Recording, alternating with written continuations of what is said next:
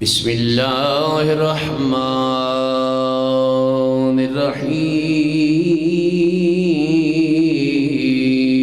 الرحیم یا ایھا الذین آمنوا استعینوا بالصبر والصلاۃ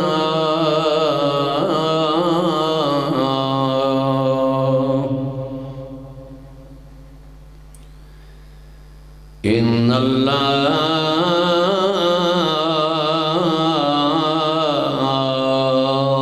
مع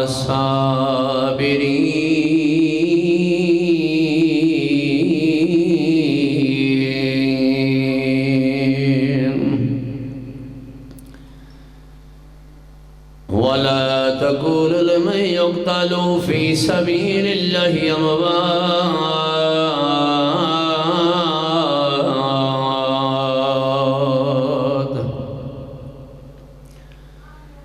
بل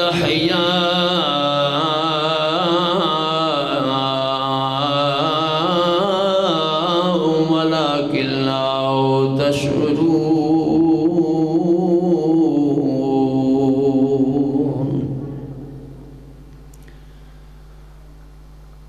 ولنبلونكم بشيء من الخوف والجوع ونقص من الأموال والأنفس والثمرات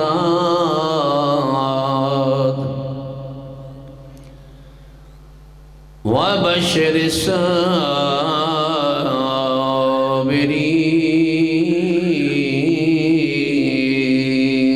الصابرين الذين إذا أصابتهم مصيبة قالوا إنا لله وإنا إليه راجعون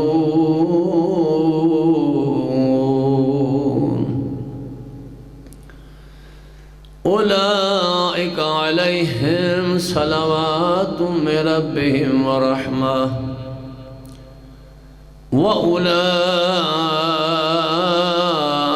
وأولئك هم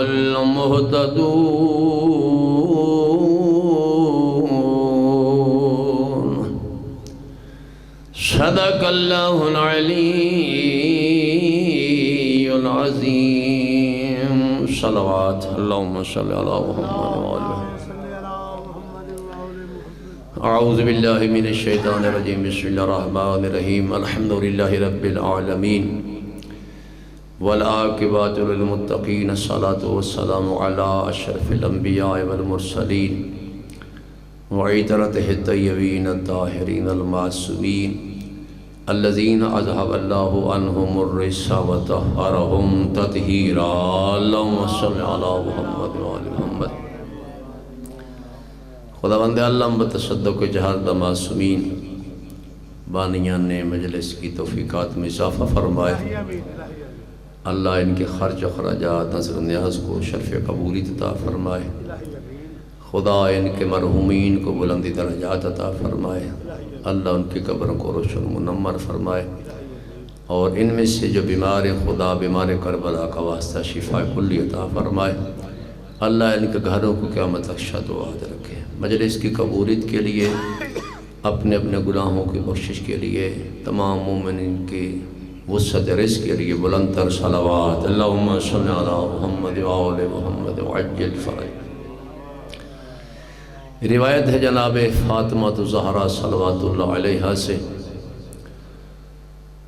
آپ معصومہ فرماتی ہیں کہ ایک روز میرے والد محترم اللہ کے رسول میرے گھر تشریف لائے اور مجھ سے فرمائے کہ بیٹا فاطمہ میرا تم پر سلام میں اپنے جسم میں کمزوری محسوس کرتا ہوں مجھے چادر یمنی اڑا دو میں نے بابا کا سلام کا جواب دیا میں نے کہا کہ بابا جان میرا بھی آپ پر سلام ہو اے اللہ کا رسول میرا پر سلام میں آپ کو اس کمزوری سے اللہ کی پناہ میں دیتی ہوں ماشاءاللہ ماشاءاللہ کیونکہ وہی شفا عطا کرنے والا ہے تو بیوی پاک نے یہ جملہ کہہ کے دنیا کو سمجھایا کہ جب ہم بھی بیمار ہوتے تو شفا وہ ذات عطا کرنے والی ہے۔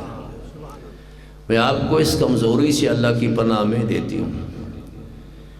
میں نے بابا کا حکم مانا، چادر یمنی اڑا دی، پھر دیکھتی کیا ہوں کہ چہرہ ایسے چمک گیا میرے نبی باپ کا جیسے 14 کا کامل اور مکمل چاند چمکتا ہے۔ بی بی پاک فرماتی ہیں بھی تھوڑی دیر گزری تھی کہ میرے بیٹے حسن آئے، اماں جان میرا پر سلام۔ میں تو اپنے گھر میں پاک اور طیب خوشبو سونگھ رہا ہوں، یقیناً وہ خوشبو میرے نانا رسول خدا کی ہے۔ بی پاک فرماتی میرا پہ تم پر سلام، اے میرے بیٹے حسن، میری آنکھوں کی ٹھنڈک حسن میرے تم پر سلام، بے شک تمہارے نانا محترم چادر کے نیچے موجود ہیں۔ یوں ہی سرکار امام حسن نے سنا، چادر کے قریب گئے اور عرض کرتے ہیں السلام علیکہ یا جدہ یا رسول اللہ، اے نانا جان، اے اللہ کے رسول میرا پر سلام، مجھے اجازت ہے کہ میں آپ کے ساتھ چادر کے نیچے داخل ہو جاؤں؟ پیغمبر اسلام نے فرمایا میرا بھی تم پر سلام، اے میرے بیٹے حسن، اے حوض کوثر کے مالک حسن، اجازت ہے آ جاؤ۔ اجازت ملی، جناب امام حسن بھی پاک پیغمبر کے ساتھ چادر کے نیچے داخل ہو گئے۔ بی پاک فرماتے بھی تھوڑی دیر گزری تھے کہ میرے بیٹے حسین آئے، اماں جان میرا پر سلام، میں تو اپنے گھر میں پاک اور طیب خوشبو سونگھ رہا ہوں، میرے نانا رسول خدا کی خوشبو ہے۔ بی پاک فرماتی میرا بھی تم پر سلام، اے میرے بیٹے حسین، اے میری آنکھوں کی ٹھنڈک حسین، اے میرے میوہ دل حسین میرے تم پر سلام، بے شک تمہارے نانا جان تمہارے برادر حسن چادر کے نیچے موجود ہیں۔ مظلوم کربلا نے سنا کہ چادر کے قریب گئے، عرض کرتے ہیں السلام علیکہ یا جدہ یا رسول اللہ، السلام علیکہ یا من اختار اللہ، اے نانا جان، اے اللہ کے رسول، اے وصی جس کو اللہ نے اپنی رسالت کے لیے منتخب فرمایا، مجھے اجازت ہے کہ آپ دونوں ہستی کے ساتھ چادر کے نیچے داخل ہو جاؤں؟ نبی پاک نے فرمایا میرا بھی تم پر سلام، اے میرے بیٹے حسین، او میری امت کی شفاعت کرنے والے حسین، اجازت ہے آ جاؤ۔ اجازت کا ملنا تھا، سرکار حسین بھی دونوں ہستی کے ساتھ چادر کے نیچے داخل ہو گئے۔ صلوات محمد وآل محمد۔ بھائی سخی حسین، سوچنے والی یہ بات ہے، آج وہ شہزادے اجازت مانگ رہے تھے جنہوں نے حالت نماز میں کبھی اجازت نہیں مانگی تھی، اجازت مانگ کے دنیا کو بتا رہے تھے کہ آج ہمارا نانا چادر کے نیچے اسے آنے دے گا جتنا محمد پاک ہے، آنے والے اتنے ہی پاک ہیں۔ ابھی پاک فرماتی ہیں اس کے بعد آئے میرے پاس حسن کے بابا جان امیر المومنین جناب علی ابن ابی طالب علیہ السلام، اور مجھ سے فرمائے کہ بنت رسول میرا پر سلام، میں تو اپنے گھر میں پاک اور طیب خوشبو سونگھ رہا ہوں، وہ خوشبو میرے آقا مولا جناب نبی پاک کی خوشبو ہے۔ بی پاک عرض کرتی ہیں بے شک میرا بھی آپ پر سلام، اے حسن کے بابا جان، اے امیر المومنین، آپ کے دونوں بیٹوں کے ساتھ جناب نبی پاک چادر کے نیچے موجود ہیں۔ جناب علی علیہ السلام چادر کے قریب گئے، عرض کرتے ہیں السلام علیکہ یا رسول اللہ، اے اللہ کے رسول میرا پر سلام، مجھے اجازت ہے کہ میں آپ کے ساتھ چادر کے نیچے داخل ہو جاؤں؟ نبی پاک نے فرمایا علیکہ السلام یا اخی ویا وصی و خلیفتی و صحب لوائی قد اذنت لک، میرا بھی تم پر سلام، اے میرے بھائی علی، اے میرے وصی علی، اے میرے خلیفہ علی، اے میرے پرچمدار علی، تمہیں اجازت ہے چادر کے نیچے آ جاؤ۔ اجازت کا ملنا تھا، جناب علی علیہ السلام بھی پاک پیغمبر کے ساتھ چادر کے نیچے داخل ہو گئے۔ اللہم صلی علی محمد۔ بھی پاک فرماتی اس کے بعد خود میں چادر کی طرف آئی، میں نے عرض کیا السلام علیکہ یا ابتہ یا رسول اللہ، اے بابا جان، اے اللہ کے رسول میرا پر سلام، کیا اجازت ہے کہ آپ کے ساتھ چادر کے نیچے داخل ہو جاؤں؟ نبی پاک نے فرمایا میرا بھی تم پر سلام، اے میری پارا جگر فاطمہ، اجازت ہے آ جاؤ۔ اجازت ملی، جناب سیدہ بھی چادر کے نیچے داخل ہو گئی۔ اللہم صلی علی محمد وآل محمد۔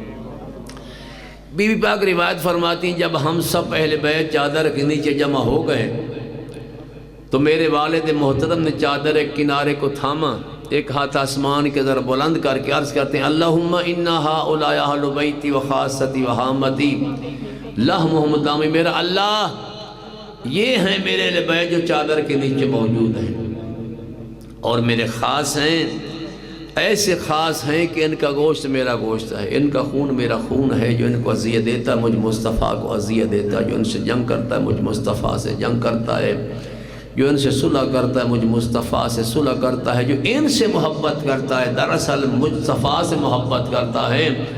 اور فرماتے ہیں انہم منی وانا منہم، یہ نہ سمجھنا کہ صرف میں نے حسین کے بارے میں فرمایا یہ سارے مجھ سے ہیں، میں ان سے ہوں۔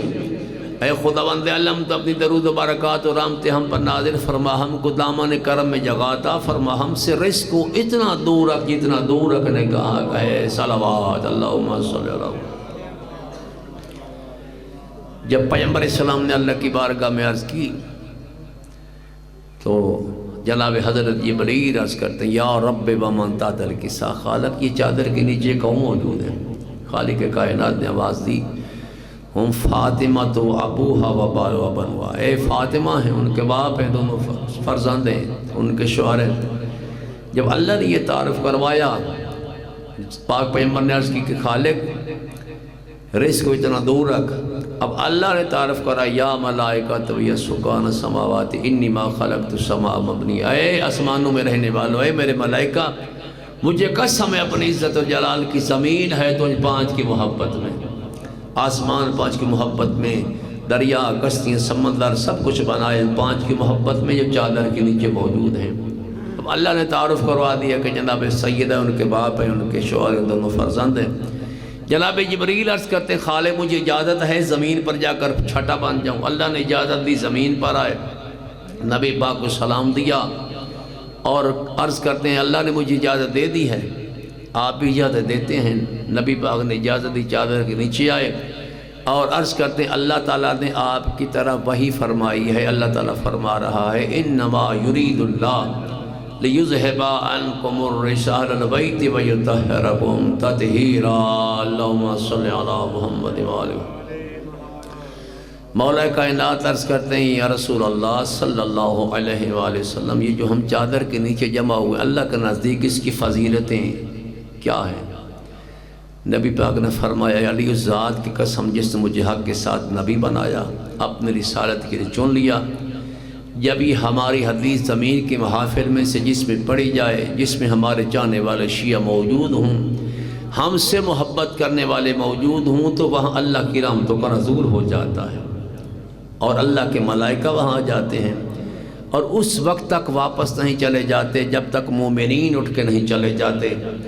مولا علی علیہ السلام عرض کرتے ہیں نبی خدا پھر تو ہم بھی کامیاب ہیں، ہمارے چاہنے والے شیعہ بھی کامیاب ہیں۔ دوسری بات یا علی جب ہمارا ذکر کیا جائے گا اس ذکر سننے والوں میں اگر کوئی رنجید و ملول ہوگا خداوند اس کے رنج و علم کو دور فرما دیتا ہے، کوئی طلب حاجت کرتا ہے اللہ خداوند علم اس کی حاجتوں کو پورا فرما دیتا ہے۔ مولا علیہ السلام عرض کرتے ہیں نبی خدا پھر تو ہم بھی کامیاب، ہمارے چاہنے والے شیعہ بھی کامیاب ہیں، دنیا میں بھی اور آخرت میں بھی، رب کعبہ کی قسم صلوات اللہم صلی اللہ محمد وآل محمد۔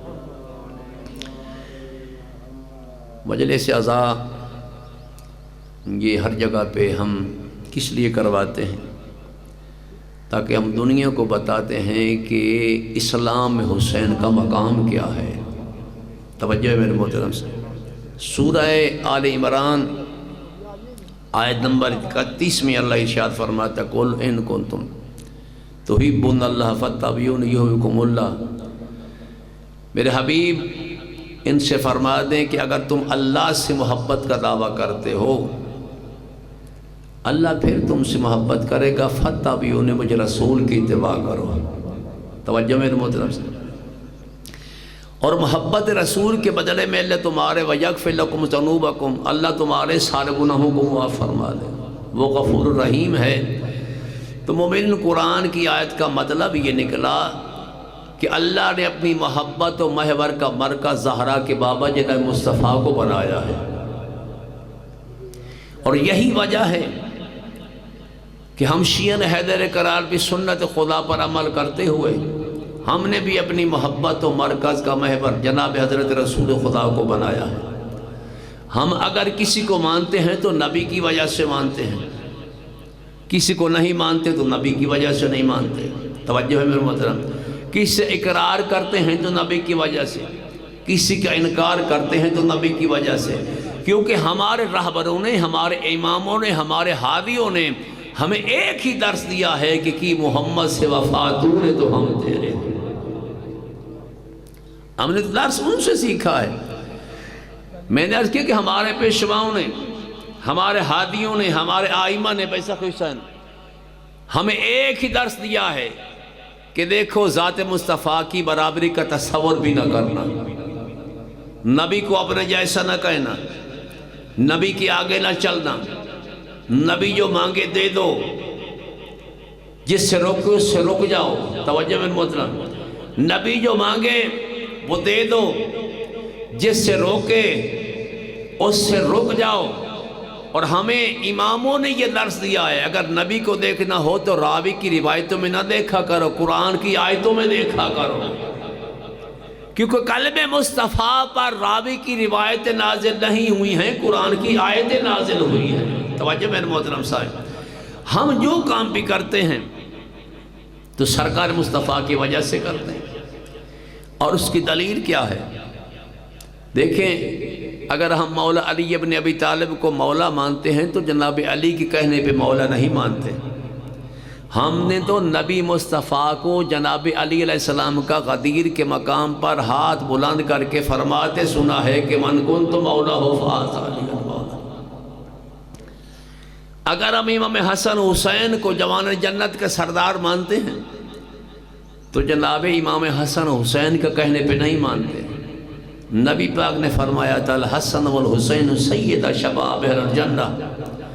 اگر جناب سیدہ کو بھی بضعت و رسول مانتے ہیں تو جناب سیدہ کے کہنے پہ نہیں مانتے، بلکہ نبی پاک نے فرمایا تھا کہ الفاطمہ تو بضعت منی۔ توجہ میرے محترم صاحب، ہم جو کام بھی کرتے ہیں آج تک میں نے پہلے عرض کیا کہ دنیا مقام مصطفیٰ کو سمجھی نہیں۔ اگر مقام مصطفیٰ دنیا سمجھ لے، شان مصطفیٰ کو در کر لے، ان کے فضائل سمجھ میں آ جائیں تو یہ انتشار ختم ہو جاتے ہیں، یہ فرقہ بندی نہ ہو، یہ انتشار نہ ہو، یہ فساد نہ ہو، فتنے نہ ہو۔ کیوں؟ میں ایک دلیل دینا چاہتا ہوں، کیونکہ دنیا نے آج تک مسلمانوں نے سرکار مصطفیٰ کو سمجھا ہی نہیں۔ دیکھیں، حکومت پاکستان نے ایک کمیٹی بنائی جس کا نام روح تحویلال کمیٹی، رات جنہوں نے اعلان کیا۔ اس کمیٹی کا کام کیا ہوتا ہے کہ اسلامی مہینے کی پہلی تاریخ کو ثابت کرے۔ مطلب یہ ہے کہ وہ کمیٹی 5 کے لیے نہیں بنی، 10 کے لیے نہیں بنی، 15 کے لیے نہیں بنی، بلکہ اسلامی مہینے کی پہلی تاریخ کو ثابت کرے۔ اگر اسلامی مہینے کی پہلی تاریخ کو ثابت نہ کر سکے تو انہیں پتا ہے کہ امت میں سارا مہینہ اختلاف رہے گا۔ ہماری بھی یہی دلیل ہے۔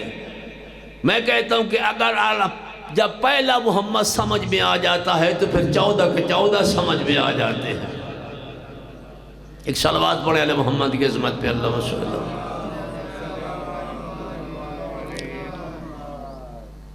وسلم۔ میں آپ کسی مومن کے ہاں مہمان جاؤں، بھائی سخی حسین آپ میرے پاس آ کے ایک تصویر رکھتے ہیں کہ بلا یہ تصویر کو دیکھیں۔ میرا خیال تھا اپنے، میں مطالعہ کر رہا تھا، چائے بھی پی رہا تھا، میں نے کہا جی میں نے تصویر کو دیکھ لیا، حالانکہ میں نے تصویر کو دیکھا نہیں۔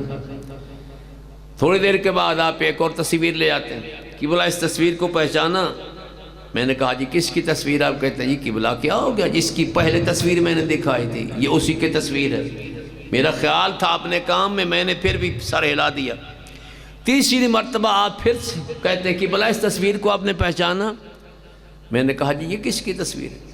قبلہ حد کرتے ہیں یہ اسی کی تصویر ہے جس کی آپ کو پہلے 2 دفعہ دکھا۔ میرا کام تھا، میرا ذہن تھا اپنے کام میں، نہ میں نے پہلے تصویر کو دیکھا نہ میں نے آخری کو دیکھا۔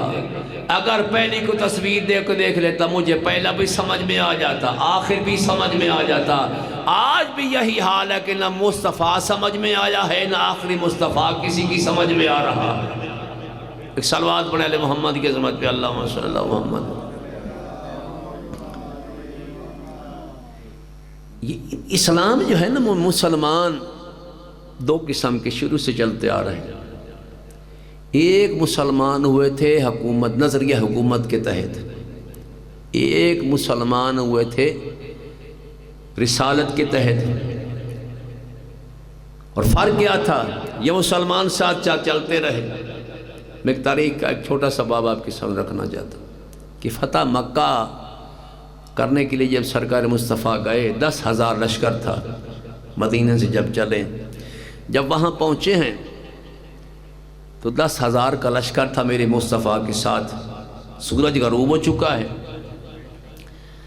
سرکار مصطفیٰ نے فرمایا کہ ہم رات کو حملہ نہیں کریں گے بلکہ جب صبح ہوگی سفید علم لے کر امن کا علم لے کر مدینہ شہر میں داخل ہوں گے مکہ میں. اب کہتے ہیں کہ جب صبح ہوئی تو سرکار مصطفیٰ کا لشکر ادھر ادھر پھیر گیا. سامنے پہاڑی تھی، اس پر 2 فرد تھے. ایک کا نام مسلمان تھا جس کا نام عباس ابن عبد المطلب تھا اور دوسرا یزید کا پردادا تھا. تو اس نے سرکار مصطفیٰ کی لشکر کو دیکھا، فوج کو دیکھا.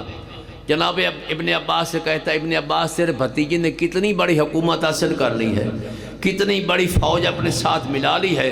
جناب عباس کے چہرے پہ جلال آ گیا. فرماتے ہیں یہ حکومت نہیں ہے، یہ رسالت ہے. اور یہ غضب ہوا کہ اس وقت وہ بھی مسلمان ہو گیا. اور ہندا جس نے جناب میدان احد میں جناب حضرت حمزہ کا کلیجہ چمایا تھا وہ مسلمان ہو گئے. قرآن کا یہ وَيَدْخُلُونَ فِي دِينِ اللَّهِ أَفْوَاجًا کہ لوگ گرو ادھر گرو اسلام میں داخل ہونے لگے. تو یہ مسلمان دونوں چلتے آئے ساتھ ساتھ. لیکن کربلا میں آ کے مظلوم کربلا نے دودھ کا دودھ کر دیا، پانی کا پانی کر دیا. پانی کا پانی ہو گیا، دودھ کا دودھ ہو گیا. میرے مصطفیٰ نے آ کر، میں اس لیے کہتا ہوں کہ کربلا ہدایت ہے، ہدایت کا چراغ ہے، یہ ہدایت کا راستہ کربلا ہے. جناب محمد مصطفیٰ کے نواسے نے، جناب زہرا کے بیٹے نے دودھ کا دودھ اور پانی کا پانی کر دیا.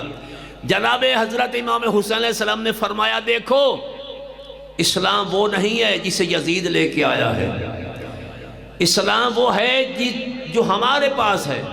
کیونکہ اذانیں ادھر بھی دی جاتی ہیں یزید کی طرف، اذان حسین کی طرف بھی آ رہی تھی، نماز ادھر بھی پڑھی جا رہی تھی، نماز ادھر بھی پڑھی جا رہی تھی.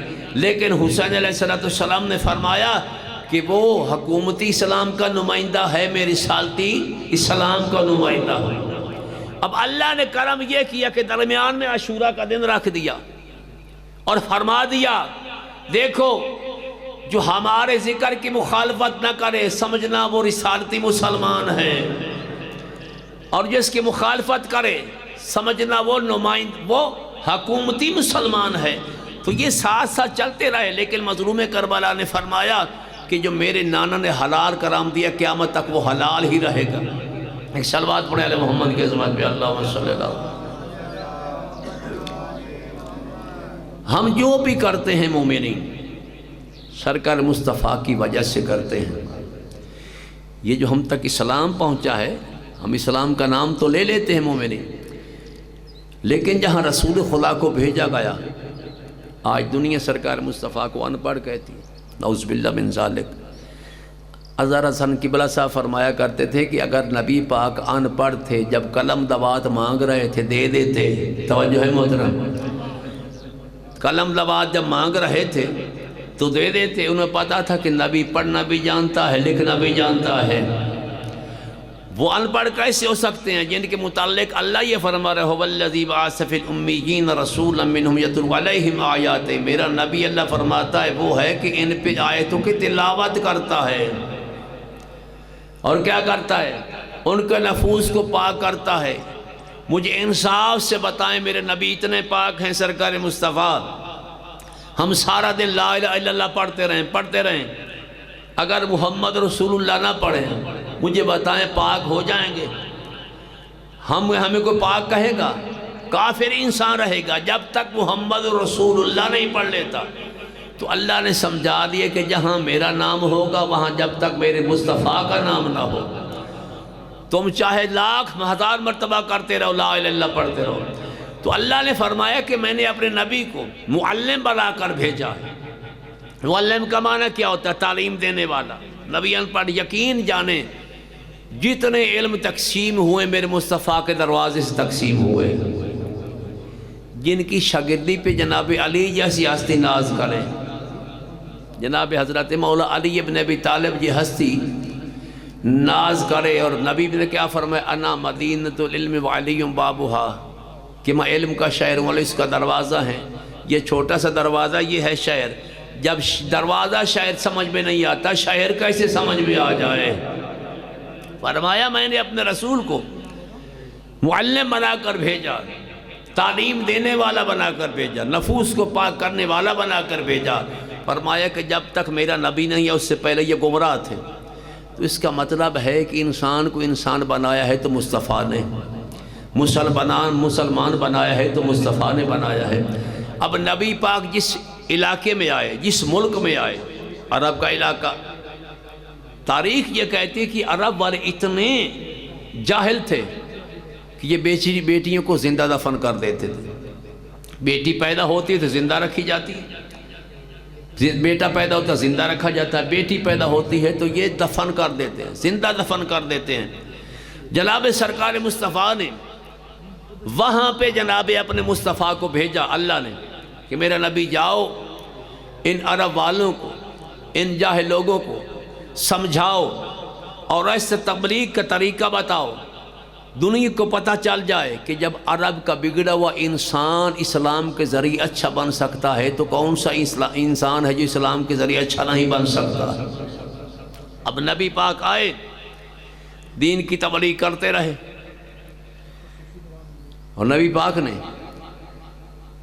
ڈنڈے سے دین نہیں پھیلایا، نبی پاک نے غصے سے، لڑائی جھگڑے سے دین نہیں پھیلایا، اور نبی کے ہاتھ میں اللہ نے کوئی جادو کی چھڑی نہیں دی تھی کہ جس کے سامنے کر دیتے تھے اس پہ اثر ہو جاتا تھا، وہ مسلمان ہو جاتا تھا۔ نہیں، نبی دین پھیلا رہے تھے اخلاق کے ذریعے، پیار کے ذریعے، کیونکہ وہ لوگ سمجھتے تھے کہ اس دنیا کے بعد کوئی دنیا نہیں، کوئی جہان نہیں ہے۔ لیکن نبی پاک نے فرمایا دیکھو، یہ نہ سمجھو کہ صرف یہی جہان ہے، اس جہان کے بعد ایک اور جہان ہے۔ اگر یہاں اچھے عمل کرو گے تو تمہیں اللہ جنت والی زندگی عطا کرے گا، اگر برے کام کرو گے تو اللہ تمہیں جہنم میں ڈالے گا۔ تو جس کی سمجھ میں یہ باتیں آ جاتی تھی وہ مسلمان ہو جاتا تھا، وہ اسلام پہ آ جاتا تھا، نبی پاک کی کہنے پہ آ جاتا تھا۔ تو اللہ نے فرمایا کہ جو نبی کی اطاعت کر لے مجھ مصطفیٰ کی اطاعت کر لیتا ہے۔ نبی پاک یہیں سے عرب والوں کا مزاج سمجھیں کہ وہ مسلمان جو بیٹی کو زندہ دفن کر دیتے تھے، وہاں میرے مصطفیٰ نے تبلیغ شروع کی۔ اللہ نے بتایا میرے نبی دنیا کو بتاؤ، اسلام کی تبلیغ کا طریقہ بتاؤ، دنیا کو پتہ چل جائے، ان عرب والوں کی سمجھ میں یہ باتیں اس طرح آ جائیں کہ اپنی بیٹی تو کیا دوسرے کی بیٹی نظر آئے تو سر پہ ہاتھ رکھنے کے لیے تیار ہو جائے۔ اور میرے مصطفیٰ آئے، دین کی تبلیغ کرتے رہے، جب جانے لگے تو رسول خدا نے فرمایا، آخری بات رسول خدا نے فرمایا کہ میں دنیا سے جا رہا ہوں، انی تارک فیکم الثقلین، فرمایا تمہارے درمیان دو چیزیں چھوڑ کے جا رہا ہوں، اللہ کا قرآن اور اہل بیت کو چھوڑ کے جا رہا ہوں۔ نبی نے ضمانت بھی دی، اگر تم ان دونوں ما ان تمسکتم لن تضلوا بعدی ابدا، ان دونوں کے ساتھ تمسک تم رکھ لینا۔ نبی فرماتے ہیں گواہی میں دیتا ہوں کہ تم قیامت تک کبھی گمراہ نہیں ہوگے۔